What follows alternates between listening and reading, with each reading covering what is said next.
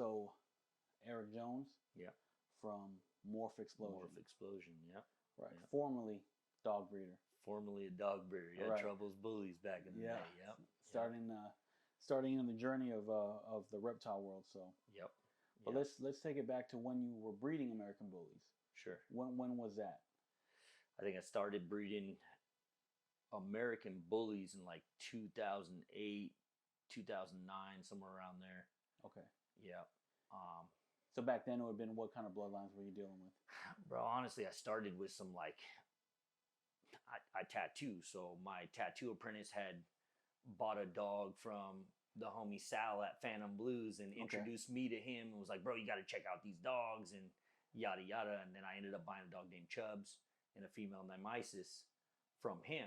Okay. And that was my first that was your breeding pair, right? You know, yeah. So, that was it. That's when that's when it all started. And you said that was 2009, 2010. Yeah, it was like end of 2008, maybe beginning of 2009. Okay. Yep. Okay. And then, so at what point were you taking that more seriously? Like when did you really start getting involved more than just? Probably when the shows started converting from the barbecue and cookouts that we used to always do, like Cortez Park and places like that, you know, to actual ABKC shows. When we started seeing real dope dogs that were coming in from Cali and places like that coming to the ABKC shows, because before that was just all local dogs, like, and the dogs were all over the map. Everybody had, you know, there was no real cohesive look to these things, you know? So, and then once I started, you know, back then we had MySpace. Yeah. So once I started seeing like the bully market, back when Rob and Nubs were up in Northern California. Okay. I seen Lock and Load for the first time. That iconic picture of Lock and Load with his chest out, just wide ass chest on that dog, and that just hooked me. Okay. So he was one of the first dogs that you seen that got you more interested in no doubt. The smaller, the pockets. Right. Yeah, but even before that, like, I bred Isis because she was a Samson granddaughter to Homie, which was a dog that started off everything for Rob and Nubs at Bully Market. Right. Because he was a Thing son. Yeah. And Samson and Thing were littermate brothers. Right. So I figured I couldn't miss, you know, because I'm breeding paperwork. I'm not breeding dogs just like everybody else. I'm breeding papers, you know? Yeah. So how did that turn out? It turned out like shit. Like, hey, man, I love Rob and I love Nubs. Their dogs are the shit. And we still talk.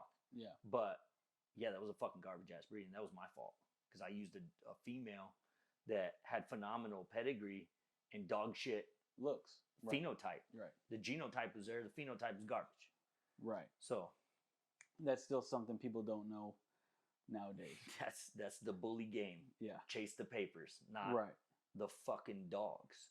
Do you think that was your main or your experience a lot with while breeding American Bullies was? 100%. And, you know, come down the road, you know, come to find out, like, everybody was lied to on how these dogs were created to begin with. Yeah. So, you know, once you start realizing that, you start looking at phenotype over the pedigrees. Yes. And you start trying to get more and more bully with your shit. You don't care what's in it because you already know it's fugazi to begin with. Right. So, yeah. You know, there's definitely mixing going on back then.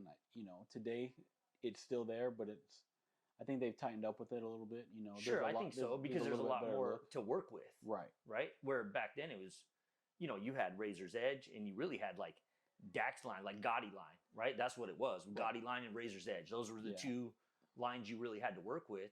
And to be honest, like, and we know now, regardless of what Dave may say, is that, you know, Razor's Edge, they were using a lot of Cane Corso and shit like that mixing into these dogs, where Gotti line was using more bully stuff like American Bulldogs and shit like that, you know? And I mean, you can see that with Dax and things like that. Like, that's been a big thing about him is...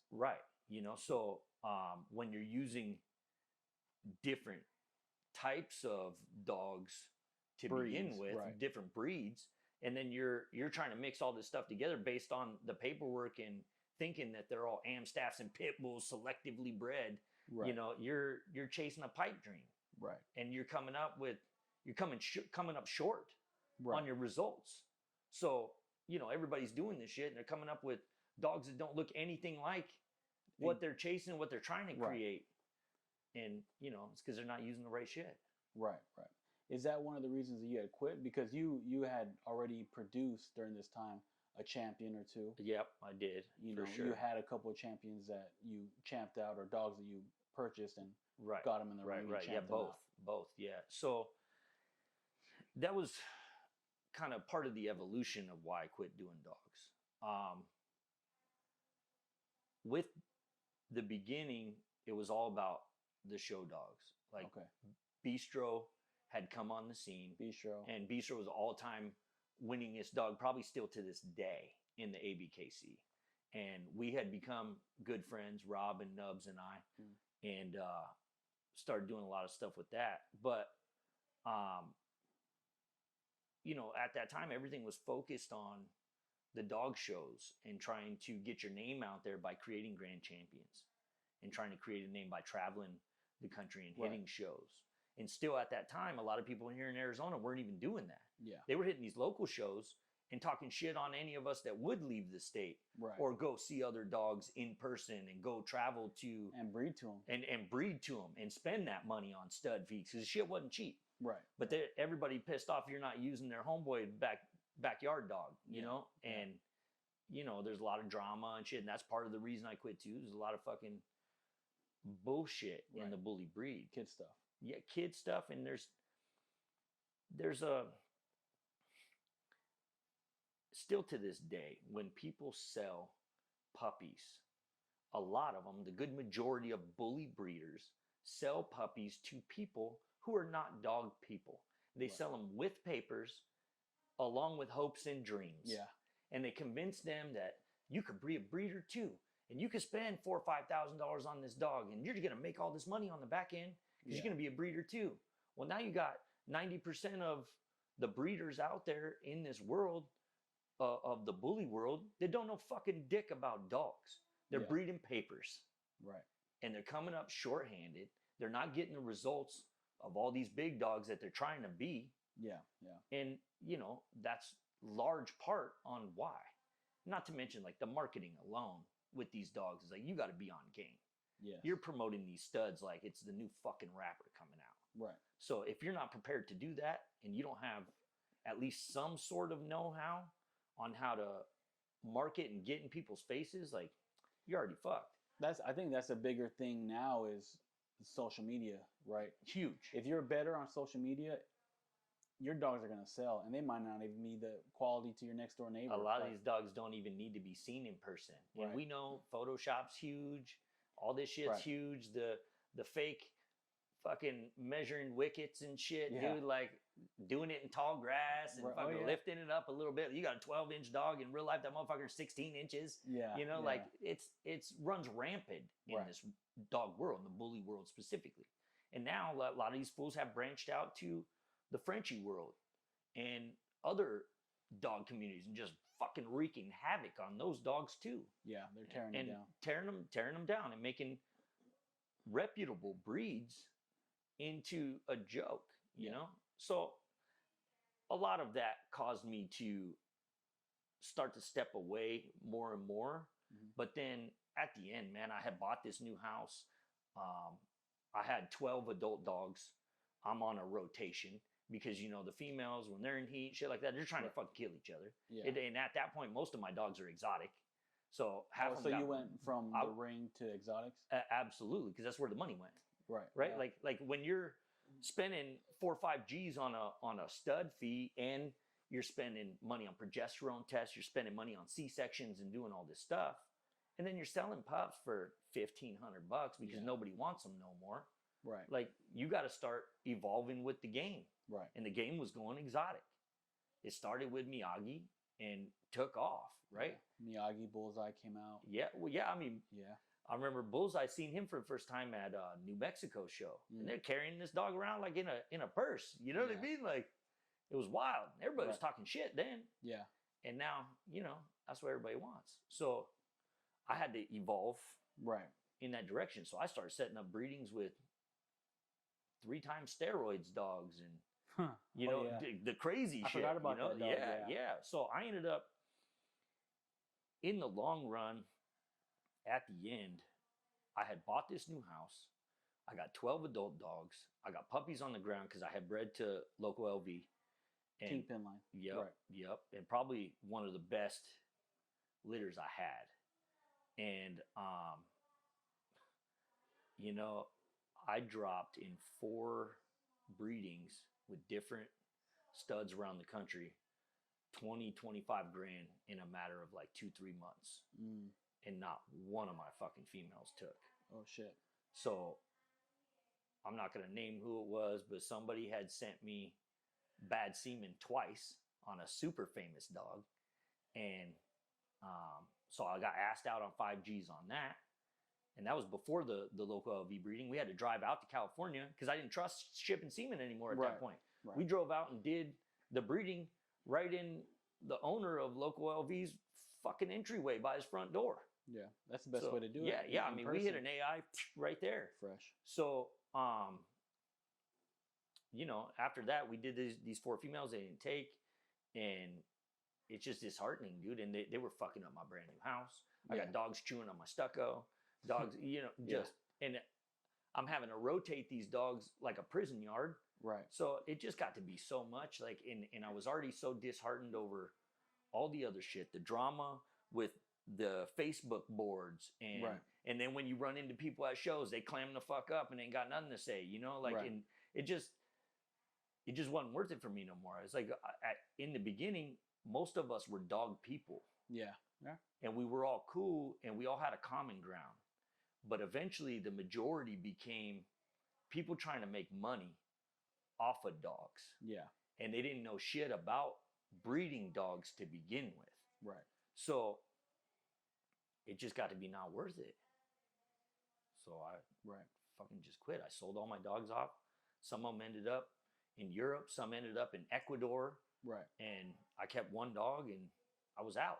I was done. Yeah. So. And then, so after all that's over with, what was the deciding factor, or what made you start looking into the reptile world? That kind of happened by accident. I have 4 kids. My oldest is old out of the house. He's 21. He's in the Air Force. We've got 3 kids still here at home. I have twin daughters, are my youngest kids. Okay. My twins are opposites in every way you can imagine.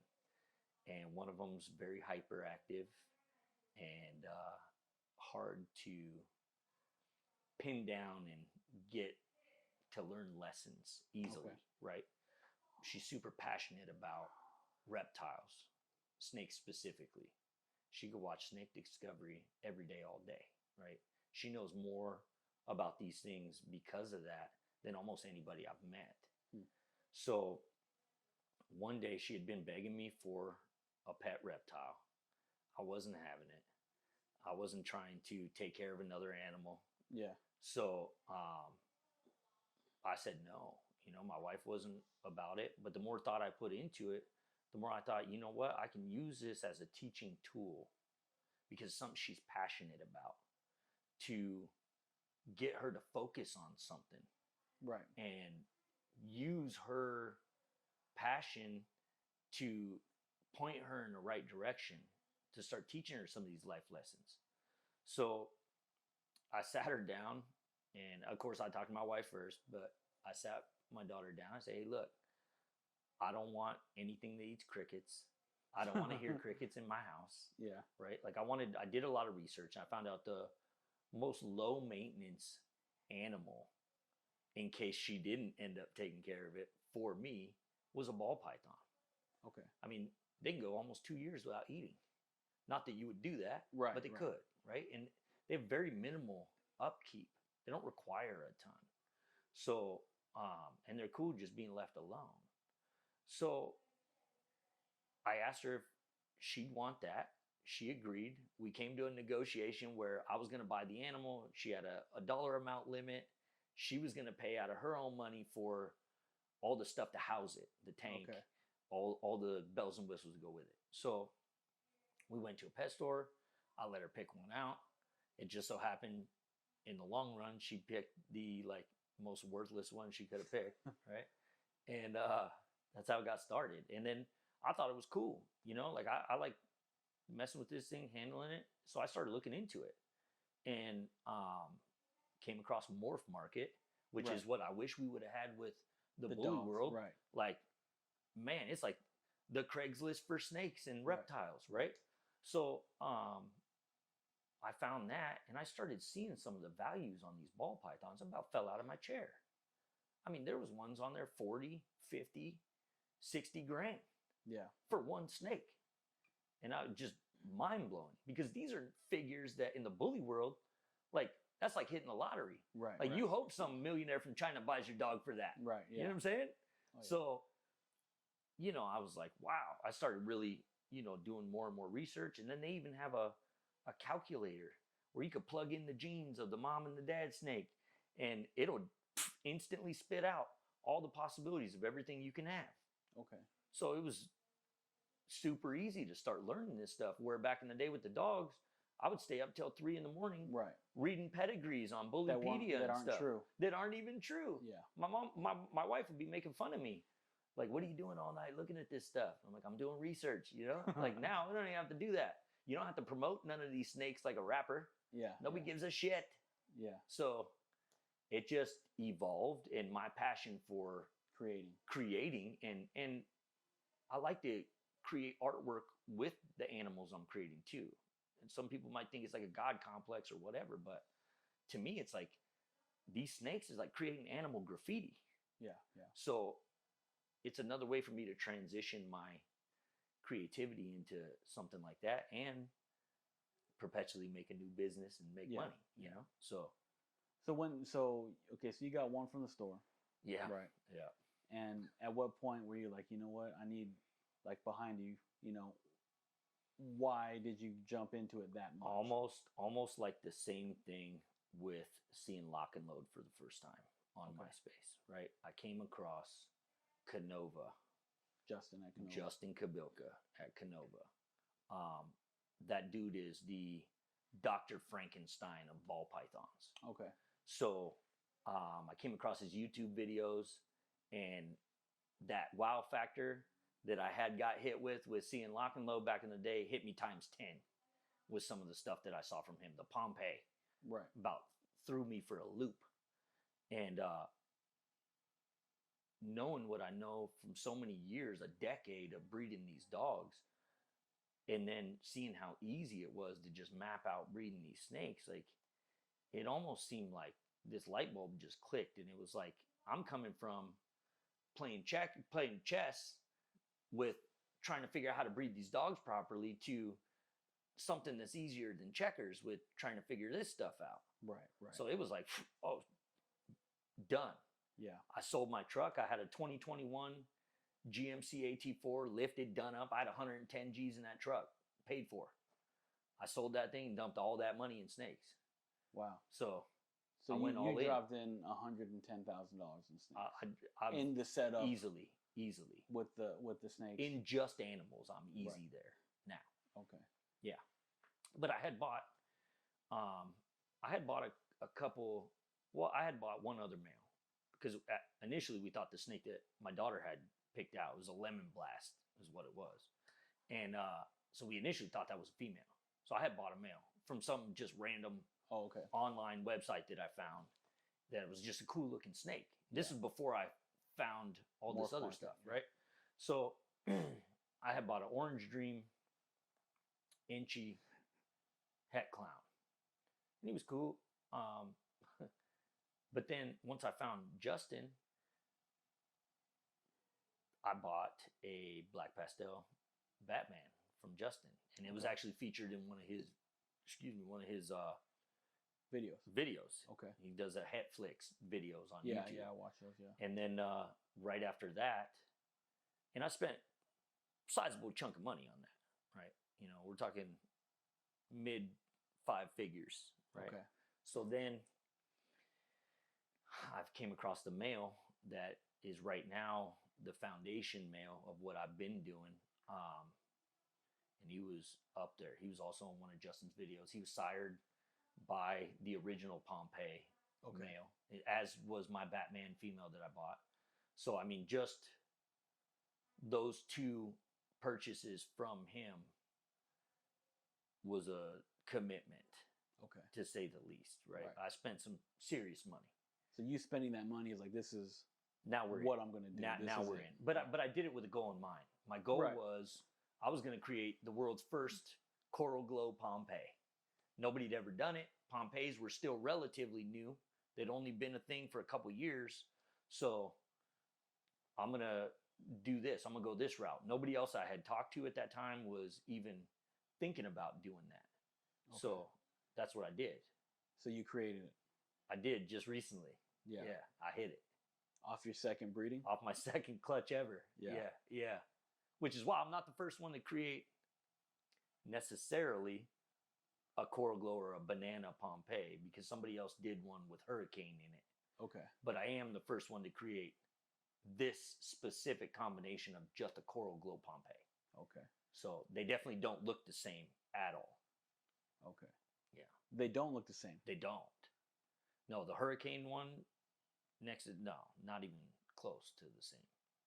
Oh, the hurricane's got that pattern on it that's like spread out more, right? Yeah, hurricane definitely blows up the pattern more. Like almost shatters the pattern more, right? Okay. Like so is it kind of like monsoon where it's like real not as chaotic?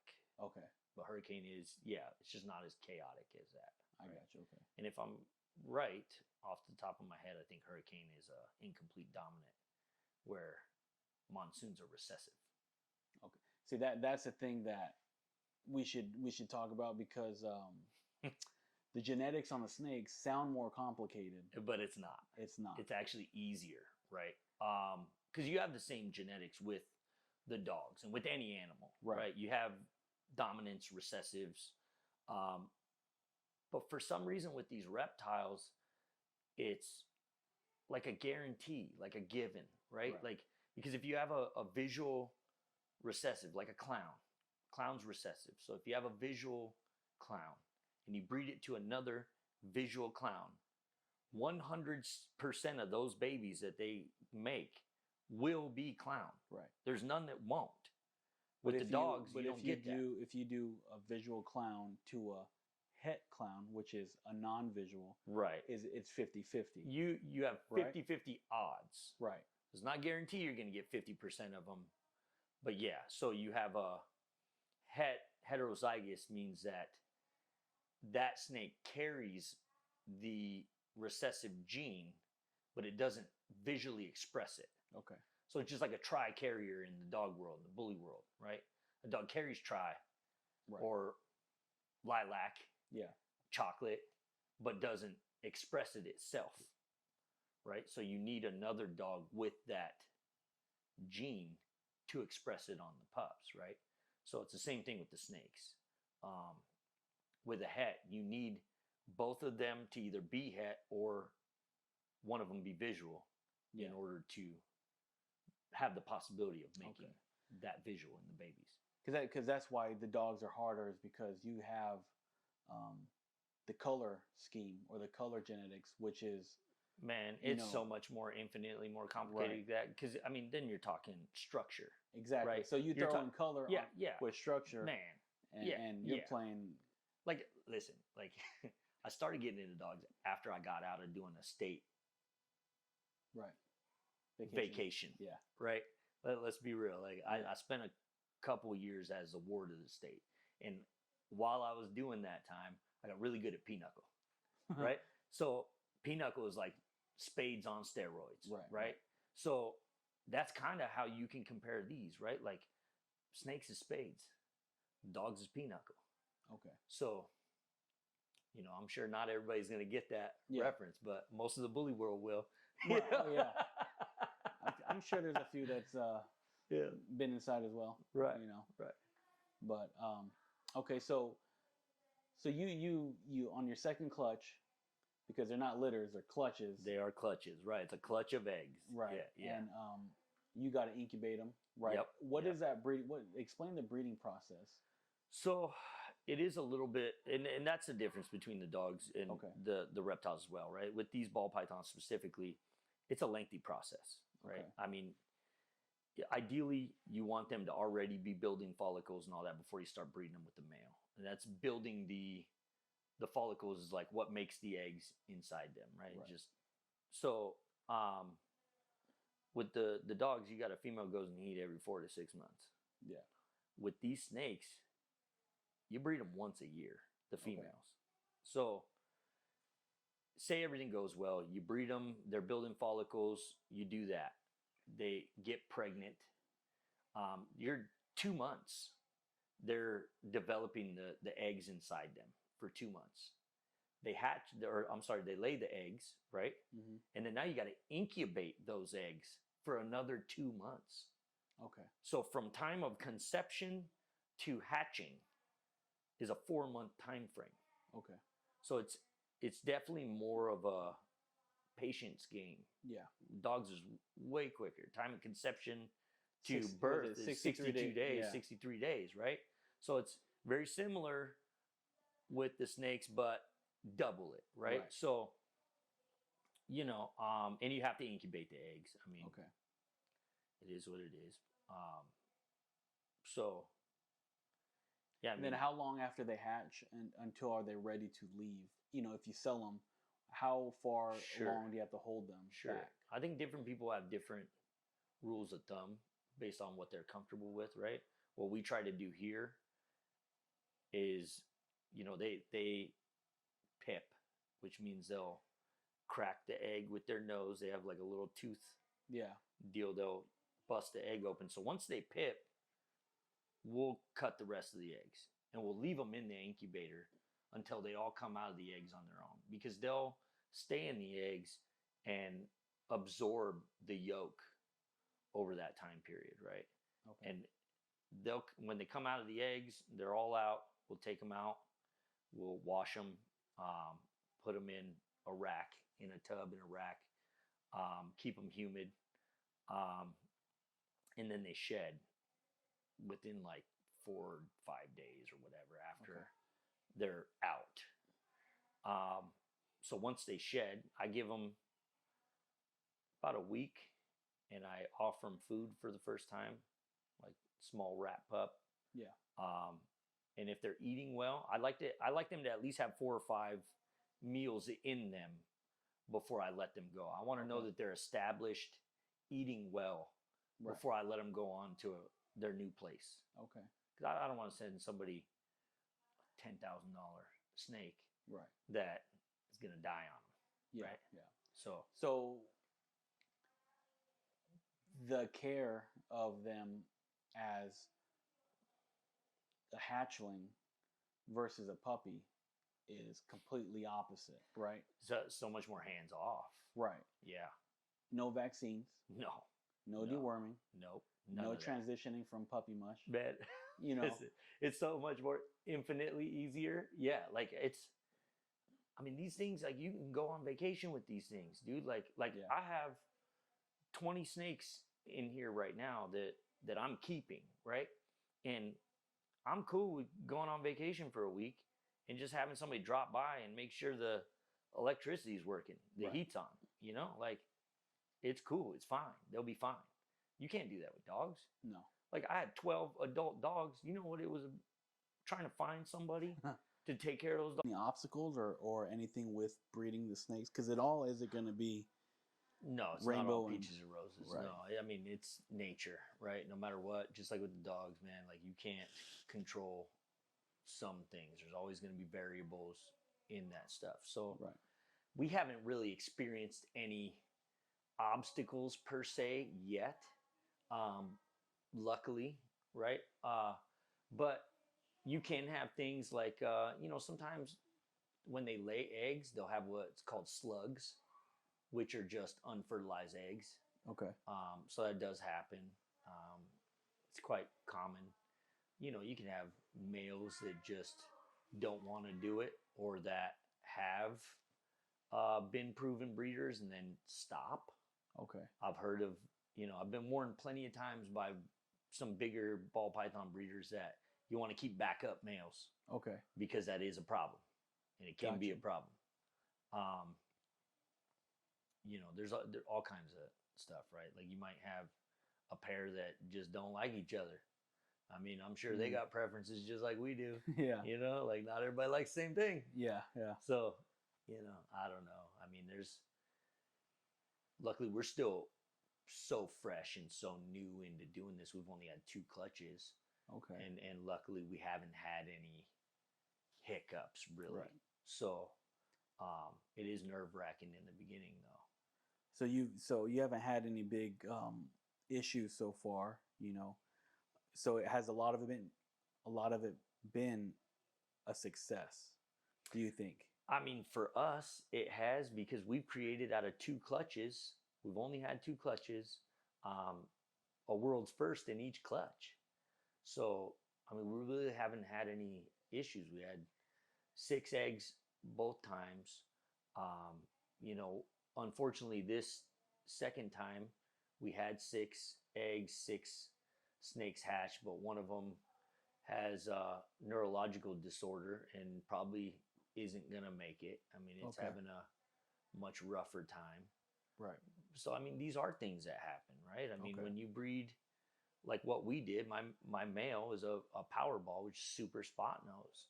Super spot nose comes with, just like the gene spider, they call it wobble. It's a neurological disorder.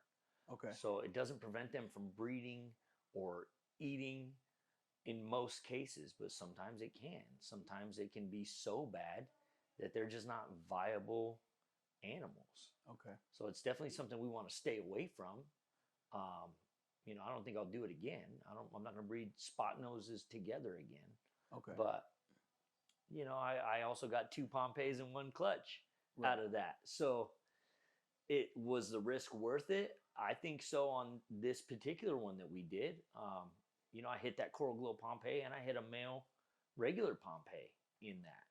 So, what's the genetic combination for Pompey? For Pompey, the genetic makeup of a Pompey, so there's 4 incomplete dominants and 1 recessive. You've got yellow belly, red stripe, black pastel, spot nose. Those are the incomplete dominants, and then clown as the recessive. And the Coral Glow Pompey has is this one in the front, plus correct? Coral Glow. Yep, that's the one in the front. And she's the world's first. Yeah, of that specific combination. So your program, what you make, is what you like, but it's also set so other breeders can use what you have created into their program. Right. So the projects we have going on are set to appeal to a wider audience that are going to plug and play into their programs, into their projects. So I'm trying to compile as many what I call universal recessives into what I'm doing as possible, so that I can create things that will enhance other people's programs to the next level and keep me appealing to a wider audience of hobbyists and breeders that would be interested in that. Okay. So, yeah. Do you see, coming from the dog world, transitioning into the reptile stuff, is there anything that should be done or should be swapped over? Like, is there anything that you could say in the reptile world you should take that from the dog industry? Like, is there something that you think could be used and could be valuable to the industry of reptiles? Yeah, or vice versa? I think focusing on the phenotype of the animal could be more useful to more people. I think that it largely goes overlooked with specifically the ball python industry. I mean, everybody loves a good looking animal, but they're so hyper focused on the genetics of what the animals can create that they just completely leave out the phenotype, the looks of the animals. And me specifically, I'm going to try and keep the best looking of those animals that I create to create even more and more beautiful, because I'm still trying to create artwork, living art at the end of the day. So the more it can enhance that artwork, the better. We're not worried about structure and other things like that. I mean, there's snakes do have kinks and things like that do happen, but it's such a rarity. It's not like with the dogs. We're not worried about the muzzle stop or the head stop and the muzzle set. We're not worried about a perfect bite and things like that as much. I mean, they do have things like that in the snake world, like they call it duck billing and things like that. But it's all so controlled with the genes themselves that it's super easy to avoid. So, with dogs, you have to worry about the proper angle of the pasterns and the proper angle of the back and things like that. With these snakes, there's none of that involved. So it's just so much easier to basically strip it all down. And, it's all about the patterns and the colors and the look. So a little bit more focus on the phenotype would heighten these looks to new levels. But other than that, I mean, it's such a vastly different thing altogether. So, I mean, business wise, I mean, I look at it like morph market for reptiles. You can go on there and you can buy monitors, geckos, turtles, snakes, reptiles galore. Yeah. Right. But there is nothing like that in the dog world. No, unfortunately, there's not. And I mean, with the dog world, everybody's using social media, and you can't sell animals on social media, right? Like you get pages blocked and things like that on Facebook or Instagram and things like that. So, I mean, you have to basically create your marketing on social media and then try to divert sales to your own websites or whatever, right? In the DMs, right? With the snakes, you can do that as well, but there's also an avenue with Morph Market for us to go and actually post our snakes and the values of them. I mean, I posted up this Pompeii, the regular Pompeii male from this clutch. I literally posted it on Morph Market. I posted it for $10,000. Within 2 minutes, it was sold. Wow. So, I mean, you can't do that in the dog world. Like, it's just not a thing. So, yeah, I mean, that's levels above as far as like the sales go, the business side goes, for sure. Do you think it's family oriented? Do you think it's more like people are willing to share knowledge? It's night and day. It's definitely more family geared. I have noticed that even the big dogs, the biggest of the big in the industry, will take time and talk to you and talk shop, and they don't hide secrets from you. Like in the dog world, you're vastly on your own. You got to make friends in order to find information out on how to do things and do all that. In the snake world and the reptile world in general, everybody's pretty free with information. They're just super nice people for the most part. So it's what it started out as with the bully world. Okay. So I don't know if it just hasn't evolved to the destruction yet. Yeah. But and I'm hoping it doesn't, right? But just like anything else, I mean, when people start to recognize that there's large amounts of money to be made in something, they flock to it. Right. So, but those people that are just in it for the money with no passion tend to weed themselves out at some point. That's true. So, I mean, we're seeing that now, especially, in the dog industry. The COVID, a lot of COVID breeders came up, buying things left and right. And now they're running out of money. Yeah.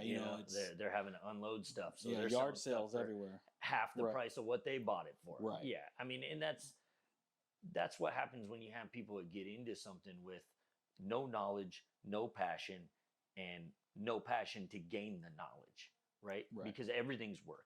It doesn't matter what it is. None of this shit's a lottery ticket. If you're not willing to put in the work and gain the knowledge and put in the hours, it's just not going to work. Yeah, that's true. Yeah. Now you're only breeding ball pythons. You're not interested in getting into the like the boas, the reticulated, that kind of stuff. No, I'm not interested in. Because those are big snakes. They are, but I'm again the businessman in me comes out, right? And it's like, okay, look, reticulated pythons are the most similar reptile as far as values per animal, right? So how much space does one reticulated python require? I mean, you're talking a snake that's 20 plus feet long at full grown, right? Right. So, I mean, that's a couple 100-pound animal, possibly. So, what does a ball python get into? What is that? 5, 6 feet? Yeah, at most 6 feet, and that's a giant one, right? Like, so you're really talking average 4 or 5 feet, 3 feet. Yeah. So, I mean, it comes down to me just economics, right? Like, how many animals can I hold in the same amount of space, right?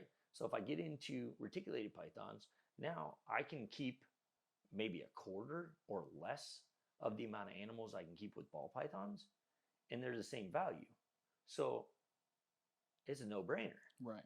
Right? Like I'm stunting my potential income by keeping larger animals and taking up more space. Right. That makes sense. And not to mention, it's economics. It's a much more difficult animal to handle. Let's be real. I mean, you got a 150-pound anaconda, reticulated or anaconda. I mean, you ain't handling that by yourself. Right. When you need to take that thing out and change its substrate and do all that, you better get a homie. Right. Oh yeah. Like, exactly. I don't need to do all that. I can do this stuff by myself, and I can much more safely let my kids handle them whenever they want and teach my kids how to do this business. So your kids are very involved in what you got. Yeah, absolutely. This is just as much their business. They actually negotiated a cut themselves in the business. Okay. So my kids are just as much business people as my wife and I are. They legit negotiated a percentage of the business at 11. Right. Yeah, that's wild. That's wild. Good. So it's working. Where do people find you at? What is your social media handles? Morph Explosion. So we got Instagram's Morph Explosion. We have Morph Explosion online. We have a website, morphexplosion.com. We have Facebook. We have a Facebook page. It's Morph Explosion. YouTube page. It's all Morph Explosion. So it's super easy to find. Sounds good. Yeah. Appreciate the time. Yeah, I appreciate you.